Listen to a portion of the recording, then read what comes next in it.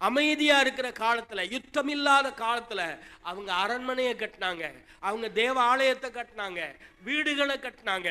அதுபோல நமக்கு சமாதானத்தை ஆண்டவர் தருகிற போது, யுத்தம் இல்லாத சத்துருக்களை விலக்கி விடுகிற இந்த காலங்கள்ல எதை கட்டணும்?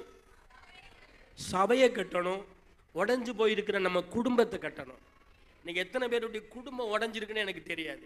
ஒரே வீட்டுக்குள்ள இருப்பாங்க, ஆனா ஒருத்தர் பேசிக்க மாட்டாங்க, பேப்பரில் எழுதி கொடுப்பாங்க. இதெல்லாம் இன்னைக்கு வேணும் அப்படின்னு எழுதி டேபிளில் வச்சுருவாங்க. அவர் டேபிளில் பார்த்துட்டு அதெல்லாம் வாங்கி எல்லாத்தையும் வாங்கி வச்சுட்டேன்னு எழுதி வச்சுட்டு போயிடுவார். எத்தனை குடும்பம் தெரியுமா? கணவன் மனைவி ஒரே வீட்டில் இருப்பாங்க, ஆனால் ஒருத்தர் பேசிக்க மாட்டாங்க. பிள்ளைகள், தகப்பனும் பிள்ளைகளும் ஒரே வீட்டில் இருப்பாங்க. நான் அப்பா கூட என்ன செய்ய மாட்டேன்? பேச மாட்டேன். அம்மா கூட பேச மாட்டேன். ஏதோ ஒரு மனஸ்தாபம், ஏதோ ஒரு காரியம், ஒருத்தர் என்ன செய்யறதில்ல? பேசுறதில்லை. அதெல்லாம் வேண்டாம். எல்லாரோட என்ன செய்யணும்?